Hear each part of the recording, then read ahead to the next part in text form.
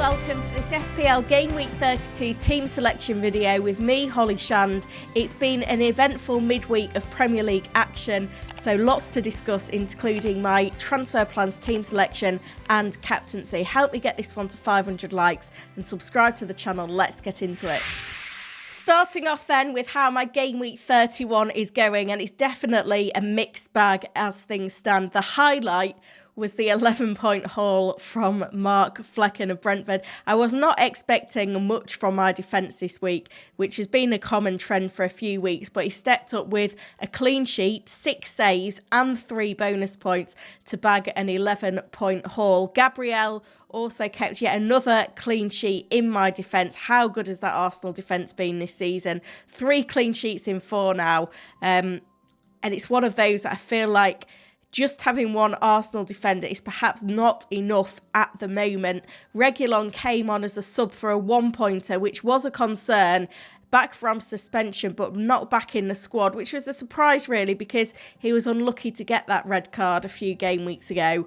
So hopefully he will become a regular starter once again, because I don't really want to have to focus my transfers on defensive players. My midfield, well, it was a blank from Son. At least I didn't go there with the armband. Richarlison, another substitute performance, which does raise some concerns again for me that maybe he's not going to be in the first choice Spurs 11 for the season running. And then up front, Solanke blanked. Haaland failed to come on at all, which means I've got Barkley auto subbing off my bench with a 2-pointer. So that leaves me on 25 points as things stand. But I am hopeful with Salah and Darwin and Palmer still to play, including Salah captain, that I can make up some ground in the remaining games on Thursday. If you're watching this on Friday morning, hopefully you're not having a good laugh at my optimism there. Transfer plans then, I've got one free transfer, 1.2 million in the bank, and the plan is to free hit in Game Week 34. So I've got 2 free transfers to you in the 2 game weeks previous to that, and you know, with the free hit you're not allowed to roll a free transfer, so I might as well be using them. So obviously rolling is an option, but there are a couple of weak spots that I can identify in my squad right now. First of all, Richarlison, obviously he's missed a number of games with injury, 2 games, and then since his return from injury, he's played 10 minutes, 5 minutes and 8 minutes. I was so confident of a start midweek because Postecoglou had been asked in a press conference whether Richarlison was ready to start starting games again, and he replied that he was. So to see him benched again and only coming on for a measly few minutes is a concern now. Obviously, selling ahead of Forest at home is a big risk, and obviously Spurs do have 2 extra fixtures to come later in the season, and it doesn't matter that they blank in 34 because I'm free hitting. But if he's not in the optimal 11, you see Johnson, Werner, Maddison doing well in that Spurs midfield, it does make you think that maybe he is surplus to requirements right now. And especially when Kulusevski can't get in the Spurs 11 as well. They have got strength and depth in those attacking positions. Son doing very well, playing up top. I can't see him being ousted to the wing to get Richarlison in anytime soon. And my head has been turned by that hat-trick for Phil Foden. He's a player that, you know, has done very, very well this season. He's got 14 goals and 7 assists.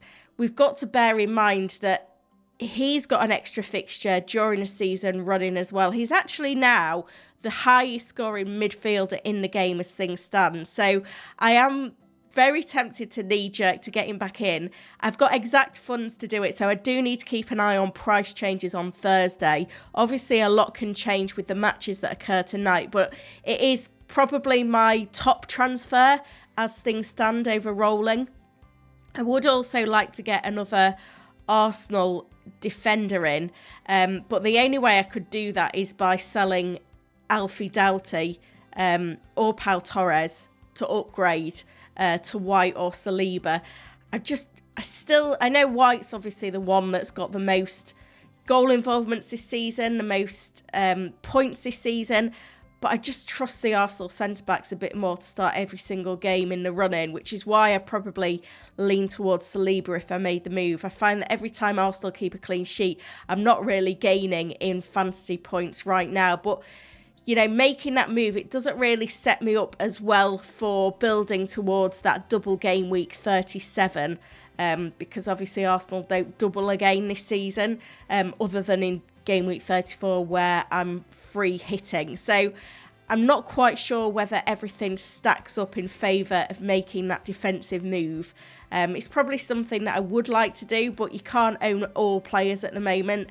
Brighton away, Villa at home, I'm not sure they're the strongest fixtures in terms of keeping another 2 consecutive clean sheets. Team selection time then, and as always I do have a little bit of a dilemma in goal. I've got Flecken away at Aston Villa and Kaminski at home to Bournemouth. Now Flecken is obviously the one who's performed in the recent games with that clean sheet against Brighton. It really does help his attractive offering, but Kaminski has kept more saves than any player this season. He's got the home game at home to Bournemouth, and right now I feel like with the momentum that we're seeing at the moment, Luton have got a little bit more to do than Brentford. It's kind of a must-win game for them, so I am going to go Kaminski in goal. Defence, well, hopefully Pau Torres is back in the Villa 11 for Brentford at home. He's going to be selected. We've got Branthwaite with Burnley at home and then Gabriel with Brighton away. So I'm a little bit more positive than I have been in the last few weeks about the clean sheet potential of this defence. Hopefully it doesn't sting me and end up with a series of 1s and 0s. Well, that's where I'm leaning to at the moment, with Doughty and Reguilon both benched for Bournemouth at home and Villa away. I don't feel like doubling up on the Luton defence is the right thing to do. But let's see what materialises with updates on whether Pau Torres is likely to start for Villa, because that could change things, although he's the kind of player that he's going to play 90 or not at all. Into the midfield then, and we've got Palmer with Sheffield United away, great fixture for him. Son with Forest at home. We've also got Foden coming in for Palace away.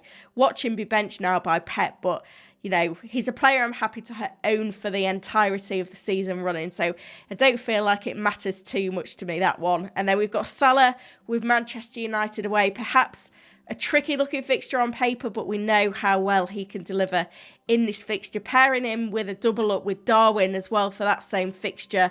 Haaland has got Palace away and Solanke Luton away, so I have got a little bit of a matchup there of striker and goalkeeper. Hopefully Kaminski can save a Solanke pen. That would do really well. So that's with Barkley on the bench. When it comes to captaincy, there's a lot of places I could go this week. I guess it's the premiums that are most attractive.